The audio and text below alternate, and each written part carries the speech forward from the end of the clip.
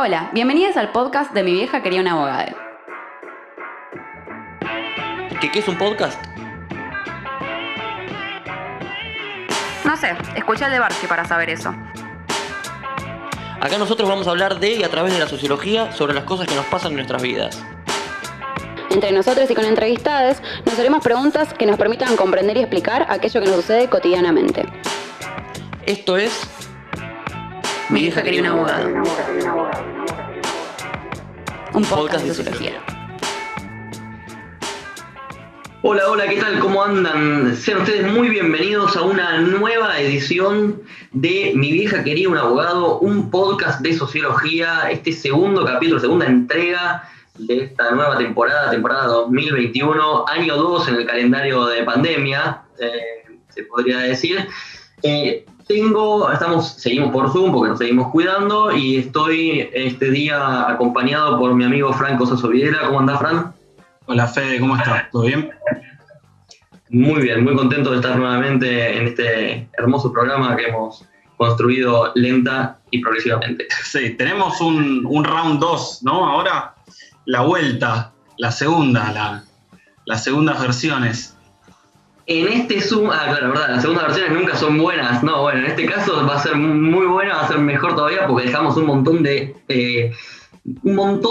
hilos para seguir indagando. De hecho, hasta terminamos en un libro, no, mentira. me apropiaba del libro, ¿no? Bien, tenemos acá en Zoom, compartimos este segundo programa, segunda entrega, con un sociólogo, doctor en ciencias sociales, escritor, docente, UBA y Universidad 3 de Febrero, si estamos bien. Y aparte de todo eso, y me parece que es la identidad que lo va a englobar, es amigo de la casa, y no amigo de la cacería, amigo de la casa. Estamos en presencia de Daniel Feierstein. Muy bienvenido. Pase, maestro, lo estábamos esperando, le dijo Diego a Bocchini. ¿Cómo andás, Daniel? ¿Cómo está? Aquí andamos. Vamos a ver si podemos empezar a tocar un poquito. Está muy bien. Dejamos la vara recontra alta, ¿no? Bastante, ¿no? Estamos incentivando. Bueno, Daniel presentó hace unos días, no sé si fue hace menos de una semana, sí, el libro, exactamente, el libro Pandemia, que, y ahora vamos a adentrarnos con eso, es Pandemia, quiero encontrar el nombre exacto, balance, lo perdí, un balance social y político de la crisis del COVID-19. Perdón, se me fue con correcto, Dani. Correcto. Y a mí me parece, ya me empuja hacia la primera pregunta que tiene que ver con el nombre de balance. Una cosa es lo que va para atrás, pero esto no es un balance, quieto, estático, firme en el pasado. Es un balance pensando en cómo actuar a partir de ahora. Exacto, ¿no? La idea es, teniendo un año, la idea es decir, ¿qué pasó en ese año? Poder hacer, y en ese sentido sí, un balance crítico de ese año, en función de, cómo fue ese recorrido.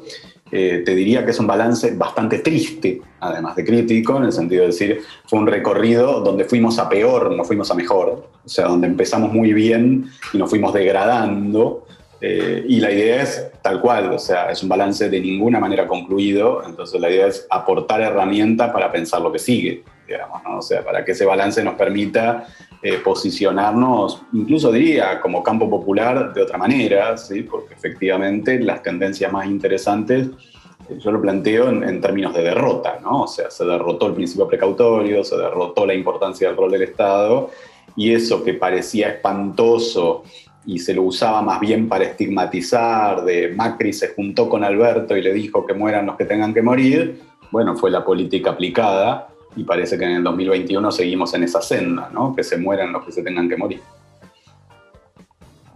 El programa pasado, esto fue, la otra parte de la entrevista fue, si no mal no recuerdo, en septiembre de 2020. Dejamos hacia el final una serie de preguntas y esa, sobre todo la más central, tenía que ver con, ¿qué se avecina? Una nueva normalidad, digamos, ¿en qué va a consistir? ¿Existe una nueva normalidad? ¿Hay una posibilidad de que la normalidad que conocíamos previamente retorne? Así que yo ahora, con este tiempo y esta distancia prudente entre una y otra entrevista, te consulto. existió finalmente una nueva normalidad, nunca se retornó, nunca se reimplementó o seguimos en este contexto casi de marzo y abril de 2020. O sea, seguimos las mismas discusiones de ese momento.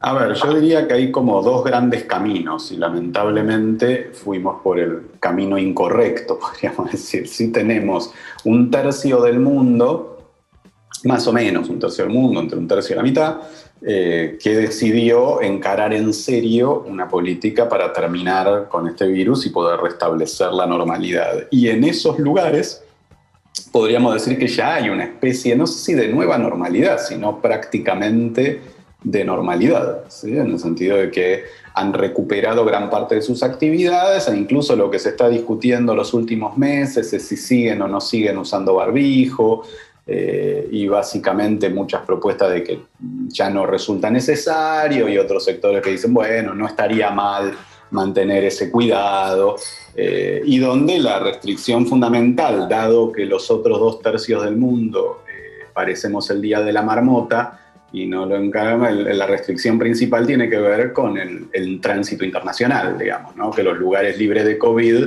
dicen, bueno, tenemos que cuidar mucho a la gente que nos entra, porque hay un montón de lugares que no están libres de COVID. Ese es un camino que lamentablemente parecía que era el que íbamos a encarar, que no nos fue mal durante marzo, abril, digamos, y que sin embargo a partir de mayo del año pasado decidimos abandonar. Y después está el otro camino, que es el de las otras 2/3 partes del mundo, más, menos, mejor, peor, que es el día de la marmota, en cierto sentido, con lo cual no hay ninguna nueva normalidad porque estamos siempre en el mismo lugar. Lo único que nos hace tener cierta esperanza es el proceso de vacunación, que en ese sentido la verdad que Argentina no ha avanzado mal, pero con muchas dudas porque hay que ver qué variantes van a eludir o no las vacunas y a su vez los países que han logrado disminuir la situación con vacunación, que básicamente hoy por hoy sería Israel, quizás de alguna manera el Reino Unido, de todos modos lo hicieron con unas restricciones muy fuertes simultáneas al proceso de vacunación. Entonces de pronto Israel se está acercando a Australia, Nueva Zelanda, China, Taiwán, Vietnam, Tailandia. Hoy anunció el primer día sin muertos de COVID, también está discutiendo el abandono del barbijo, pero además de una campaña muy masiva de vacunación y un control muy fuerte de los ingresos, ha tenido muchas semanas de unas restricciones muy estrictas para acompañar el plan de vacunación, ¿no? Nosotros estamos más bien en la línea Brasil, Suecia, Estados Unidos, o toda la región latinoamericana, que es esto, no hay ninguna nueva normalidad porque convivimos con el virus y esta consigna tan estúpida, a mi modo de ver, de tenemos que aprender a convivir con el virus, nos va llevando a una situación donde no entendemos cuál va a ser la normalidad, porque la verdad que es bastante invivible esta situación de oscilar entre hacernos los estúpidos y no darnos cuenta de que el sistema de salud está colapsando o establecer restricciones que duran un tiempo, permiten que baje un poco la presión al sistema de salud y después se levantan y vuelve a crecer otra vez la propagación, ¿no? Sí, bueno, esto es un poco lo que terminó pasando, ¿no? Después de nuestra última entrevista era como estaba bajando el pico de casos en AMBA y estaba subiendo en el resto del país. Y yo te quería preguntar, porque cuando vimos la presentación y todo eso, ¿qué de eso, digamos, desarrollás en el libro un poco y digamos, cómo lo ves ahora que volvió el pico AMBA y que por ahí no hay un pico en otras provincias y cómo esta cuestión medio unitaria también de la pandemia, no sé, o de la comunicación o del conflicto por la pandemia, políticamente hablando? ¿Cómo ves eso? Sí, eso lo analizo bastante en el libro, cómo nuestro problema fundamental fue AMBA, pero podíamos saber que nuestro problema iba a ser AMBA y no lo encaramos nunca, ni en el 2020 ni en el 2021. Y lo que trato de hacer en el libro es recordar todos esos eventos, porque la visión es tan ambacéntrica que ni siquiera circula la información. O sea, nosotros nos olvidamos que en el mes de abril Argentina controló la circulación del virus en todo el país, salvo en 2 focos muy pequeños que se iban a controlar con facilidad, que habían sido Río Negro y Chaco, que todavía no habían logrado terminar de controlarse, y AMBA. Esto es que el gran problema a partir del mes de abril era solamente AMBA, el resto de Argentina abrió, prácticamente restableció una situación bastante parecida a la normalidad. Y el problema era AMBA, y el problema era cómo hacer para que AMBA lo pudiera controlar y cómo hacer para que AMBA no irradiara al conjunto del país, que fue lo que pasó la otra vez que hablamos, que era que AMBA comenzaba a irradiar. Y ni siquiera pudimos aprender de aquellas provincias que sí trataron de cuidarse de AMBA, que fueron increíblemente exitosas y que fueron atacadas no solo por la oposición, sino por el propio Poder Ejecutivo y por la Corte Suprema para destruir su política sanitaria, básicamente Formosa, que nos había enseñado a todos los argentinos que había una forma de controlarlo, que era controlar los ingresos, ¿sí? Y es realmente inaceptable que se haya planteado que era una violación a los derechos humanos que una persona no pudiera entrar a la provincia sin un aislamiento de 14 días, que después pasaron a ser 10, como forma tremendamente exitosa que había implicado que Formosa tuviera un muerto en todo 2020 y que tenga casi 100 en los 2 meses que llevamos desde que le quebraron esa política de control, y se la quebraron con una campaña tremenda, con una intromisión de la Corte Suprema y después con un decreto del Poder Ejecutivo Nacional impidiéndole esos controles. Y algo parecido había pasado en Catamarca, digamos, ¿no? Que también la pudo controlar así. Con lo cual, yo en el libro trato de describir toda esa secuencia porque ni siquiera nos la estamos contando, esa secuencia. Y esa secuencia no tuvo solo errores, también tuvo aciertos que no estamos pudiendo recuperar. Tuvo éxitos de distintas intervenciones, sobre todo al comienzo, que no estamos pudiendo recuperar y tampoco entendemos por qué la situación se descontroló. Entonces la imagen que queda es que con este virus no se puede y que igual de todos modos va a pasar. Y la verdad que la experiencia, tanto nacional como internacional comparada, nos muestra que eso no es cierto, que no es cierto que no se puede controlar. Que lo que pasa es que hay determinadas medidas que hay que tomar y hay que afectar a ciertos intereses y que no existió la voluntad de hacerlo, ¿no? Y me parece que el campo popular se debe una reflexión en ese sentido, porque tampoco hubo una presión fuertísima, más allá de que siempre es más fácil ponerla en el gobierno, y yo tengo una crítica muy fuerte a alguna de las acciones del gobierno, pero también digo, bueno, es cierto que el gobierno, la presión que sufrió fue por derecha. El gobierno no tuvo una presión por izquierda para tomar otras medidas. Sí, la verdad que no la tuvo. Entonces, el gobierno tuvo que macarse ante una decisión cada vez más cerrada desde el Ministerio de Salud, pero por otro lado, que solamente discutía con aquellos que decían que aún esas cosas que hacía el Ministerio de Salud, por más que fueran tibias, por más que no abordaran el problema a fondo, por más que fueran lo que fueran, siempre eran acusadas de ser demasiado, de limitar las libertades y que había que abandonarlas, con lo cual la discusión quedó planteada entre dos focos problemáticos los dos, y en ese sentido yo lo que planteo en el libro es que incluso en sentido político, no en sentido sanitario, casi que estaríamos peor que Brasil, porque en Brasil hubo un gobierno negacionista que generó un desastre sanitario internacional, incluso las peores variantes que están circulando se produjeron en ese caldo brasileño.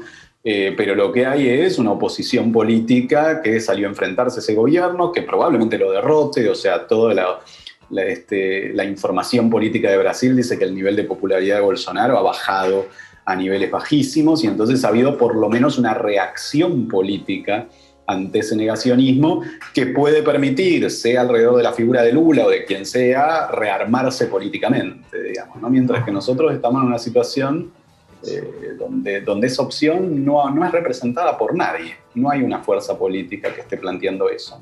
Te hago una consulta, sí, Fran, no te quiero interrumpir.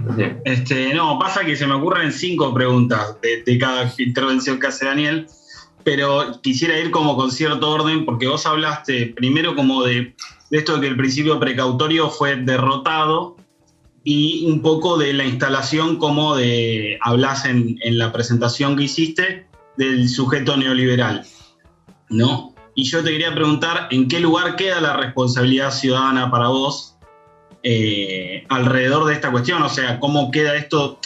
Digamos, porque a mí me da la sensación de que queda todo en un marco muy liberal, ¿no? Como muy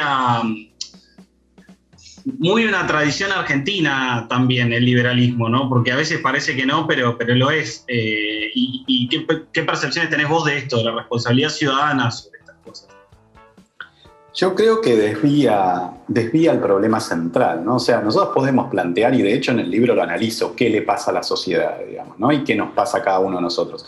Y vale ese análisis, pero ese análisis tiene que ser un insumo para la acción política, no una justificación. Entonces, fíjate que con el presidente ocurre una cosa muy paradójica, que es que por un lado hay una culpabilización a la gente, ¿sí? En general, abstractamente. Bueno, la gente no se cuida lo suficiente. Y por otro lado, el propio presidente se contagia. Y cuando le preguntan por qué se contagió, dice que no sabe cómo se contagió. Entonces, bueno, si el propio presidente se contagia sin saber cómo se contagia, podríamos decir que le puede pasar a cualquier persona. Y entonces no tiene mucho sentido la culpabilización, porque la pregunta es, ¿por qué se contagia al presidente o cualquier persona? Porque hay miles y miles y miles de casos activos diarios. Entonces, con esa situación, cuando se permite esa situación, efectivamente pasa lo que le pasó al presidente, que es que no se contagia sin saber dónde se contagia, porque hay tanta circulación del virus que es imposible cuidarse. Entonces, el problema es, bueno, la pregunta entonces va más atrás. En lugar de interrogar a la gente por qué se contagia, cuando no podemos explicar por qué se contagia, la pregunta es ¿por qué hay semejante circulación del virus y no pasa nada? ¿Sí? O las restricciones que se imponen tienen un nivel de tibieza que no se condice con el nivel de circulación del virus. Digamos, ¿no? Me parece que ahí es donde hay algo que no se responde y que creo donde realmente se fue degradando, diría, esa primera respuesta que había sido tan interesante, tan temprana, tan eficaz, y que había concitado un enorme nivel de adhesión, porque nos olvidamos que cuando el presidente se puso firme ese primer mes y dijo que la salud iba a estar por encima de la economía y salió a cruzar a Techín y planteó las restricciones en el momento que las tenía que plantear, tenía un 80% de aprobación. Entonces la pregunta es, bueno, ¿qué pasó que ante el primer desafío, que fue justamente ese enfrentamiento con Techint, enseguida entregamos todo, digamos, ¿no? Y se abandonó esa política en lugar de reforzarla, ¿no? Y yo hago en el libro, para mí, un punto de quiebre, que fue ese cacerolazo del 31 de marzo, pidiendo la baja de los salarios políticos, y que creo que, aunque en general me parece una consigna horrible y clásica de la antipolítica, creo que en ese momento específico no se la entendió por parte del gobierno y que se la podía haber usado, yo decía, hacerle aikido a ese cacerolazo, ¿sí? Usar esa fuerza a favor, ¿sí? Y plantear una baja de los salarios políticos circunstancial, acompañando el sacrificio que hacía toda la población, y atarlo en el porcentaje a la contribución a las grandes fortunas. Y realmente tocar de modo más fuerte a los sectores concentrados para poder sostener económicamente, por lo menos en el área del AMBA, que era donde había que seguirlo sosteniendo, porque el resto del país podía abrir, en el área del AMBA poder seguir sosteniendo las restricciones que no se sostuvieron en mayo y que implicó el aumento acelerado de los contagios. Te traigo yo nuevamente un poco más a la actualidad, pensando en que este balance con impacto en el presente y futuro cercano, ya que mencionaste lo del AMBA, ¿no? Y que claramente es un eje de la cuestión fundamental, quería preguntarte por uno de los dos eventos o de los dos cambios más importantes de 2020-2021 que tiene que ver con, por ejemplo, la presencialidad educativa. Después, en todo caso, preguntaré por el tema de las vacunas, que claramente es una aparición fundamental, que en el momento en el que hablábamos todavía estaban en desarrollo. Pero si hay dos grandes cambios, tiene que ver con la existencia de vacunas y con la existencia de una vuelta a la presencialidad educativa, que ahora en el AMBA, en este preciso instante, está en disputa total. Entonces, quería consultarte en relación a esto, si esto en el marco del carácter social de la pandemia se evalúa, ¿cómo lo ves? ¿Cómo lo analizás, este fenómeno? A mí me parece una gran simulación por un lado de la oposición, por otro lado también del ministro de Educación Nacional, todo este supuesto interés por la educación que no se ha acompañado ni presupuestariamente ni con las medidas necesarias para hacerlo. Entonces la pregunta es, si es cierto que la presencialidad escolar era una necesidad y que se consideraba de enorme gravedad la suspensión de un año, que realmente lo es, pero se suspendió un año porque no se pudo nunca controlar la situación sanitaria, porque no se implementaron otras restricciones. En muchos lugares del país se recuperó la presencialidad escolar en agosto del año pasado. Por ejemplo, Formosa, para poner un lugar así. ¿Por qué? Porque no había casos, y si no tenés casos no hay ningún problema con la presencialidad escolar. Ahora, si se la quería hacer en serio, dos cuestiones. Primero, ¿por qué no se hizo una restricción muy seria, un cierre muy estricto 15 días antes de abrir las escuelas? Esa es la manera de abrir las escuelas, ¿sí? Cerrar, por ejemplo, la segunda mitad de febrero y que se pudiera comenzar en marzo con un nivel de circulación muy bajo que hace que la escuela no sea un riesgo sanitario. Segundo, ¿por qué pensar una presencialidad escolar idéntica a la que había antes de la pandemia? ¿Por qué no pensar qué se necesita de la presencialidad escolar? Se me ocurren dos cosas fundamentales. Una, la alfabetización digital, que no se está haciendo en la presencialidad escolar. Si sabemos que vamos a tener momentos de virtualidad, es fundamental que todos tengan conectividad, máquina, y la sepan utilizar. Con lo cual, ¿para qué utilizaría la presencialidad? Para enseñarle a los pibes eso. Además de darle conectividad y máquina, que el día que van aprendan a utilizar los elementos que van a poder necesitar en la virtualidad cuando la situación se ponga más severa. Eso no se hizo. Segundo, el segundo elemento es la socialidad. Bueno, se pueden pensar en formas de presencialidad que garanticen formas sociales con periodos de tiempo más largos que impidan la propagación del contagio. Entonces, en vez de ir todos los días, uno puede pensar, bueno, quizás un encuentro semanal donde uno recupera la relación social con sus pares y a lo largo de esa semana no se ve, hace educación virtual y de esa manera impide que ese contagio prolongado en el tiempo se pueda expandir a los núcleos familiares. Había millones de opciones. Ahora, no parece que sea la preocupación real, es más bien una simulación con esta afirmación de para nosotros la presencialidad escolar es de vida o muerte, donde en realidad es claramente un problema del capitalismo. El problema es sacarse los pibes encima para ir a laburar. Ese es el rol guardería de la educación y no el rol educativo de la educación. Y entonces en esa clave ya no se puede discutir y llegamos al delirio actual.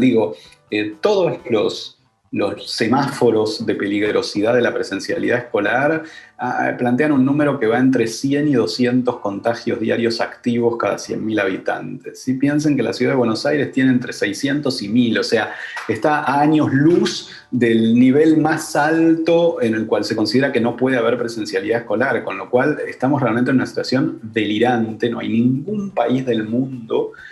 Toman dos estados norteamericanos cuando tratan de tomar ejemplo, porque Utah y Florida son los únicos dos lugares del mundo con un desastre sanitario en los dos que han decidido seguir teniendo clases con este nivel de contagio.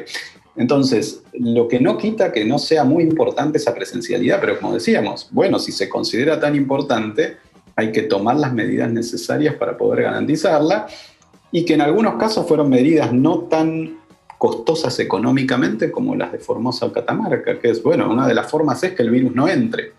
El problema es que si no aceptás controlar a la gente que entra y considerás que eso es una violación a los derechos humanos, bueno, entonces no podés enfrentar el virus, ¿no? Y esto tiene mucho que ver con qué escala de valores construimos como prioritaria, ¿no?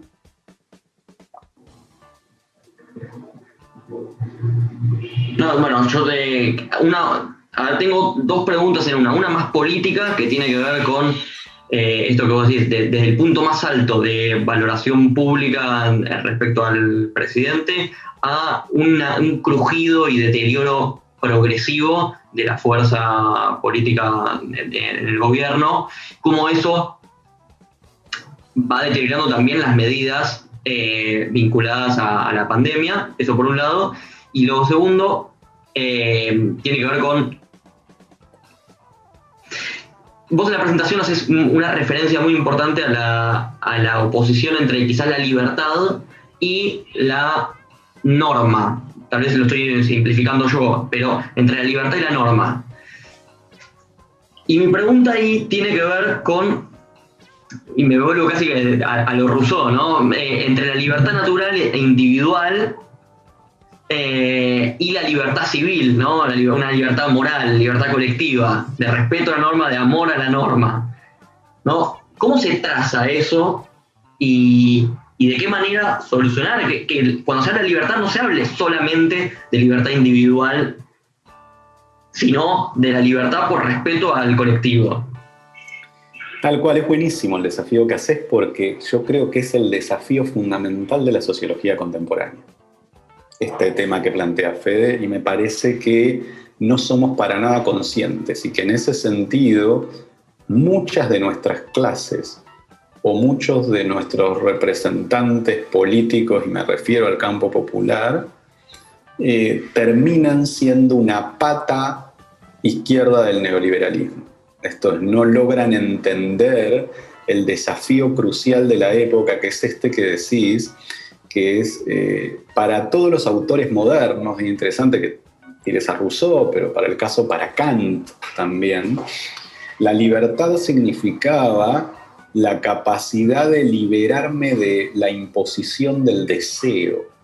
Eso era la libertad, no la libertad de hacer lo que se me da la gana, sino la libertad de cumplir una norma que es favorable para el colectivo. El problema es que en la lucha contra gobiernos autoritarios, y en algo que charlábamos la otra vez, que es la preeminencia de una mirada Foucaultiana en clave antiautoritaria, generamos una tremenda extemporaneidad, porque creemos que estamos luchando contra ese Estado autoritario, pero el modo de dominación hegemónica hoy no es el de ese Estado autoritario, sino el de la manipulación del deseo y la glorificación de esa libertad individual, que ese es el corazón de la subjetivación neoliberal.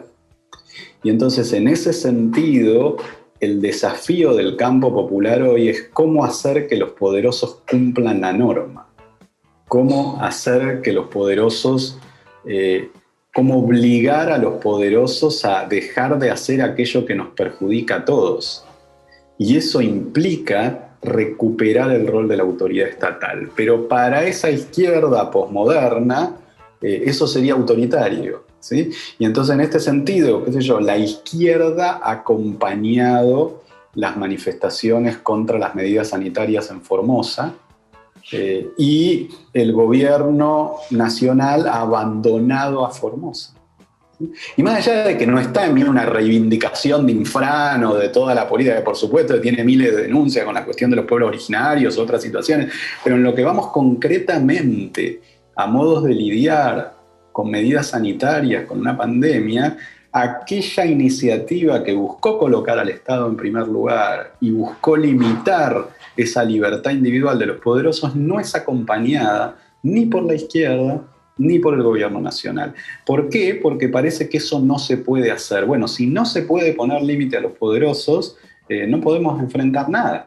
Entonces, me parece que ahí radica un nudo central para la discusión de la sociología contemporánea, ¿sí? ¿Por dónde pasa el poder hoy y cuál es una política contrahegemónica hoy, ¿no? Pero en ese sentido, el deterioro del gobierno, digo, como en tanto errores no forzados, cuando no también forzados y adrede, como desde lo más burdo, que sería bueno, el lema vacunatorio VIP, hasta lo más oculto, que tiene que ver con Trota diciendo una cosa y el gobierno, el presidente a las 6 horas diciendo otra cosa, como es una fuerza, es un lavarropas que va haciendo, mezclando todo y sacando lo peor de cada uno, o sea, sacando lo peor socialmente.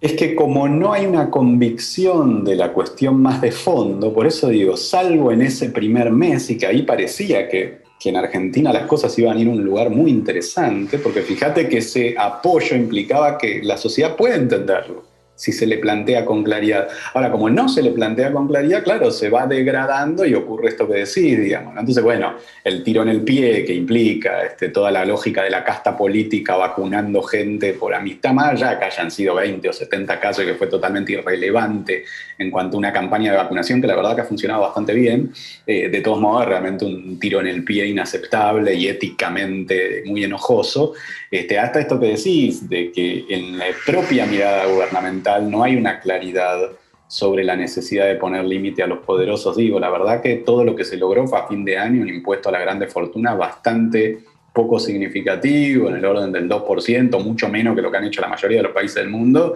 y que a su vez hay numerosos millonarios argentinos que han hecho acciones judiciales para ni siquiera pagar eso, y donde no se ve el costo político, salvo, qué sé yo, casos como Berkovich, ¿sí? O sea, algún periodista, mirá, que pongan eso en el eje del foco y decir, en este contexto pandémico hay ultramillonarios en la Argentina que hacen una causa judicial para no pagar un impuesto del 2%, cuando hay un aumento sideral de la pobreza y el conjunto de la población afectada, ¿no? Entonces digo, esto tendría que estar mucho más sobre la mesa en términos de decir, bueno, el Estado necesita muchos más recursos para encarar esta situación, y esos recursos tienen que salir de quienes más los tienen, y tiene que haber una convicción en poder reclamarlos y apropiarse de esos recursos. Bueno, ya que entramos un poco más como en el debate sociológico, si se quiere, yo tenía ahí anotadas, pensadas algunas cosas, te quería hacer dos preguntas. Una es un poco, en la presentación del libro que hiciste, había dos personas que no son, digamos, sociólogas y que son de lugares un poco más lejanos, y algo que me está pasando a mí personalmente también, que es, a veces quiero salirme de la discusión con otros colegas y escuchar qué tiene para decir, no sé, un físico, como vos para laburar sobre esto, tuviste que meterte también como en una cuestión interdisciplinaria, y qué rol juega la interdisciplina para vos en esto y en el análisis, demás, y después te hago otra, pero primero eso. Yo creo que es crucial. A mí me enseñó, tuve la fortuna de tener varios encuentros con Rolando García, yo creo que uno de los mayores epistemólogos, no argentinos, sino internacionales, te diría. Y Rolando siempre decía que la realidad no se divide en taxonomías disciplinarias, que la disciplina es una abstracción para tratar de entender algo que uno no se puede quedar en la disciplina, y sin embargo, en el modo de avance del conocimiento actual tenemos un nivel de especialización que ha generado un encierro de cada disciplina en sí misma. Entonces yo te diría que en general, no solo en la pandemia, mi trabajo siempre fue buscar el diálogo con otras disciplinas. Cuando me puse a estudiar los procesos de memoria de las prácticas genocidas, me encontré con que muchas de las cosas que decía la sociología, tanto a nivel internacional como en nuestro país, eran verdaderas estupideces porque no tomaba en cuenta avances, por ejemplo, neurocientíficos que hacían que los supuestos de la sociología fueran errados. Entonces, que bueno, me tengo que poner a estudiar neurociencia, cosa que hice, me tengo que poner a estudiar psicoanálisis para poder tratar de entender cómo funcionan los procesos de memoria y representación, y a partir de eso pensar análisis sociológicos que puedan dar cuenta de esa situación. Con la pandemia pasó lo mismo. La verdad que dentro de esta situación tan triste, parte de lo más enriquecedor fue el diálogo permanente con gente de muchas disciplinas, muy en especial no solo médicos, infectólogos, epidemiólogos, sino también, como decías, del área de simulación computacional, de la física, de la química, que la verdad que han aportado muchísimo, de la virología, para poder tratar de entender, bueno, cómo se propaga este virus, cómo se contagia, cuál es su lógica de reproducción, qué significa una variante, cómo puede jugar. Bueno, son elementos que tenés que entender para pensar los comportamientos sociales, y a su vez ellos también escuchando, enriqueciéndose, incorporando perspectivas sociológicas para entender los problemas que ellos trataban de entender, porque en la realidad juega todo junto, ¿no? Me parece que eso es muy necesario en cualquier plano, fue muy enriquecedor. Creo que ha habido aportes sociológicos muy interesantes en ese sentido también, y también miradas sociológicas muy encerradas en sí mismas, que, como pasaba con los procesos de memoria, también han dicho muchas estupideces, ¿no? Yo he escuchado sociólogos diciendo que tenemos que entender la importancia de los viajes de fin de curso, o que cada uno hace su propia norma sanitaria y que así funcionan las relaciones sociales, digamos, y cosas que realmente es el peor relativismo cultural, que al ignorar la mecánica de propagación de la pandemia, al no interesarle la epidemiología, al no ponerse a leer ni siquiera un solo paper de la transmisión aérea del COVID, bueno, empieza a plantear en lugares comunes de la sociología que terminan siendo reverendas estupideces, y muy negativo en cuanto a sus efectos políticos, porque la verdad que no es tan complicado entender que, bueno, que por ejemplo los viajes de fin de curso no se pueden hacer, y que el costo cultural del viaje de fin de curso, de no tener 2 años viaje de fin de curso, la verdad que va a ser ínfimo al lado del nivel de muerte que implica, o de lo que implica la saturación del sistema de salud, ¿no? Y no entender ese equilibrio de valores, bueno, muestra un encierro muy preocupante, ¿no? de algunos sectores de nuestra disciplina.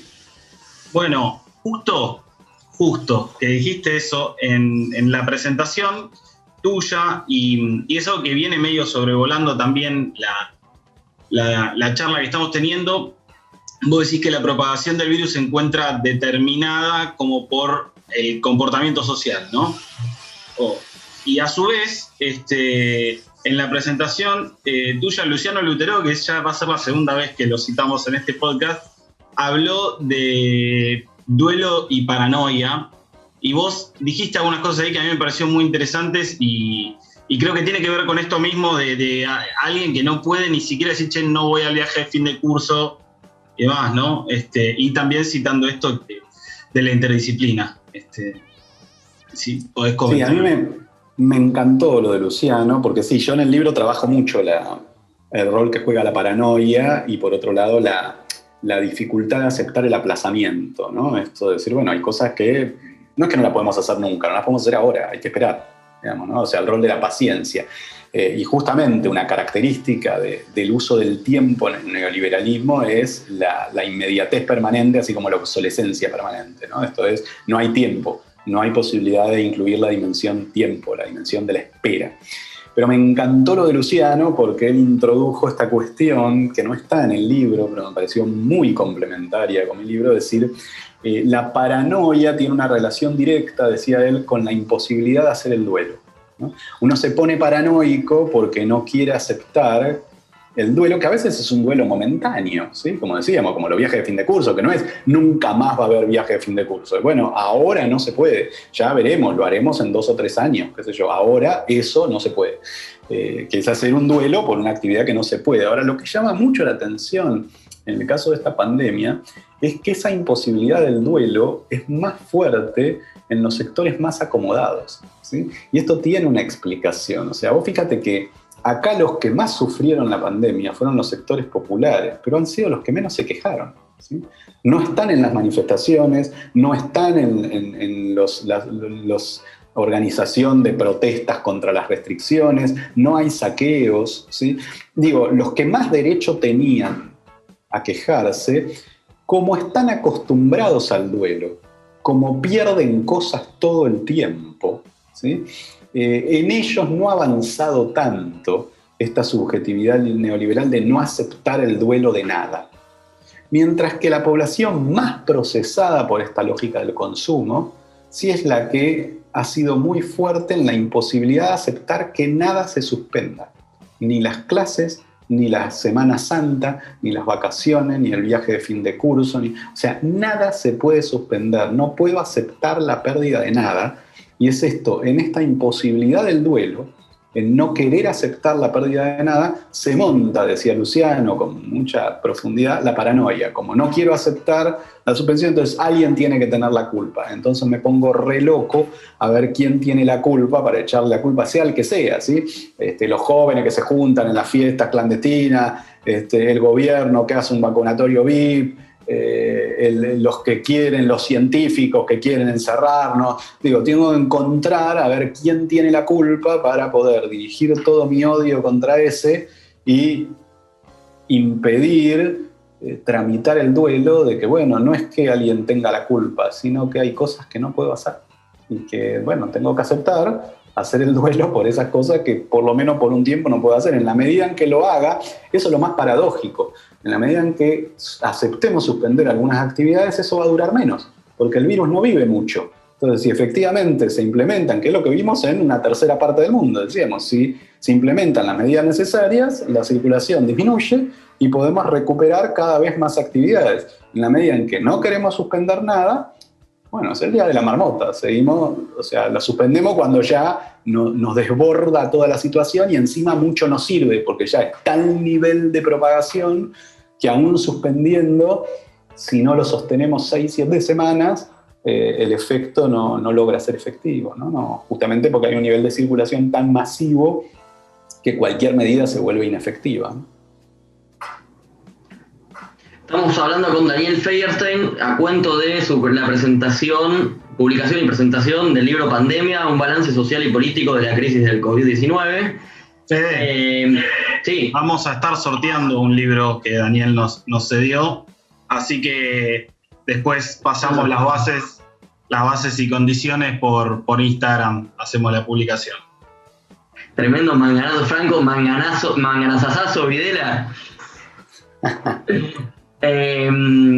Bien, yo quería plantear la última pregunta, pero no menos importante, después de haber hecho un recorrido muy amplio, muy diverso y desde muchos puntos de vista. Tiene que ver con, a ver, este producto, la presentación del libro, del cual aclaro y aprovecho, en las redes sociales, título en trámite, @título en trámite, vamos a difundir nuevamente para que puedan entrar en la presentación del libro del que tanto estamos hablando y del que tantas cosas estamos retomando. Da cuenta del rol de la interdisciplinariedad, ¿no? Pero en el marco de la investigación, se podría decir. Entonces yo lo que te quería preguntar es, teniendo en cuenta el carácter social de la pandemia y el rol de, lo que habíamos preguntado en la entrevista pasada, de esa torre de marfil y si la sociología ingresa en la discusión política, en la discusión pública, en la sociedad política podríamos hablar, si logró traspasar desde ese momento hasta ahora bajar de esa torre de marfil e incorporarse en la discusión de las políticas públicas, en este caso puntual de la pandemia, o sigue quedando fuera. Digo sociología como podría ser ciencias sociales. Sí, a ver, te diría que las dos cosas, ¿no? O sea, por eso depende quién. Yo creo que hay sectores que se han quedado muy encerrados, sobre todo los sectores más relativistas, te decía. O sea, creo que ha hecho un daño enorme a las ciencias sociales esa hegemonía del relativismo cultural. Pero hay todo otro montón de sociólogos que han actuado, sobre todo incluso de nuestra facultad también, que han actuado en infinidad de planos. Los equipos que conduce María Maneiro en Zona Sur realmente han hecho un trabajo tanto interdisciplinario como de intervención política concreta con distintas organizaciones, que ha sido riquísimo. Sociólogos como Gabriel Kessler o como Juan Piovani han sido incorporados a ámbitos de asesoría. Bueno, en mi propio caso, digo, no solo con el Gobierno Nacional, sino que yo integro el comité asesor de la provincia de Buenos Aires. Con lo cual, sí, ha habido sobre todo a partir de agosto, te diría, del año pasado, una incorporación de las ciencias sociales. Lo que hay en general es bastante poca escucha, pero no solo de las ciencias sociales, ¿sí? Yo diría que hay bastante poca escucha de los comités asesores en general, ¿sí? Esto es el aporte de los epidemiólogos, de los infectólogos, de los simuladores computacionales, de los físicos, ha sido muy grande. Pero la verdad que con bastante poca escucha en todos los casos, ¿no? O sea, con lo cual diría, no es que hay una discriminación de las ciencias sociales en ese sentido, que sí la hubo la primera mitad del año pasado, digamos, pero después ya no, sino en general una situación de bastante poca escucha. En la política. Hay algunas excepciones. La verdad que tengo que reconocer que en el gobierno de provincia hay mucha escucha del comité asesor, hay un diálogo muy directo con el gobernador.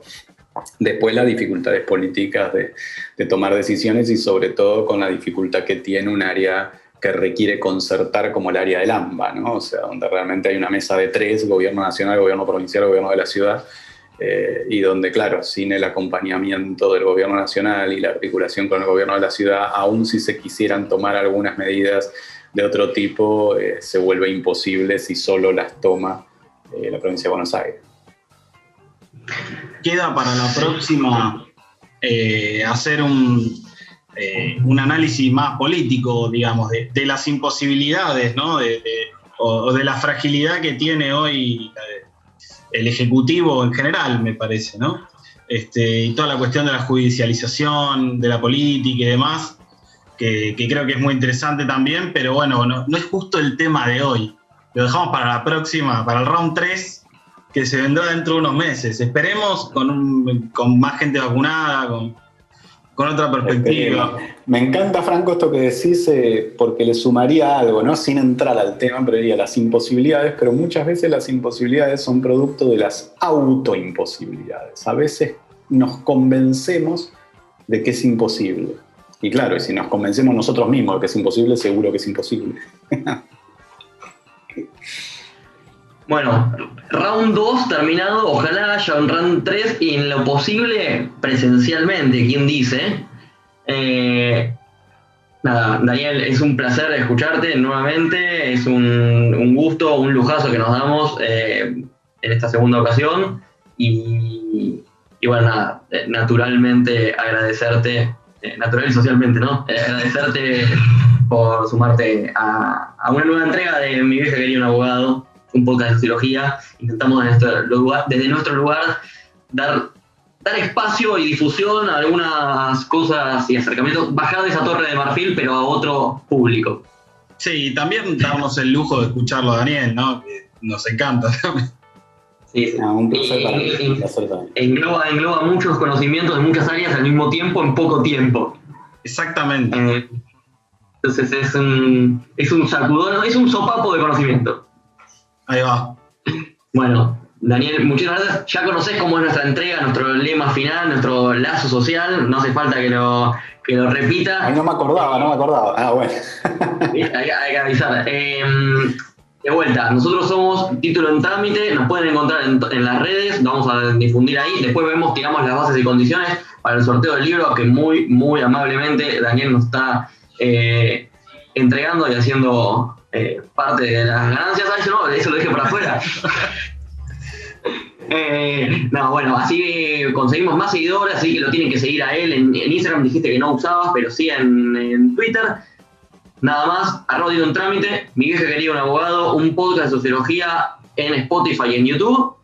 Nosotros somos, Fran, la banda del Título en Trámite. Y esto fue Mi vieja quería un abogado, un podcast de sociología.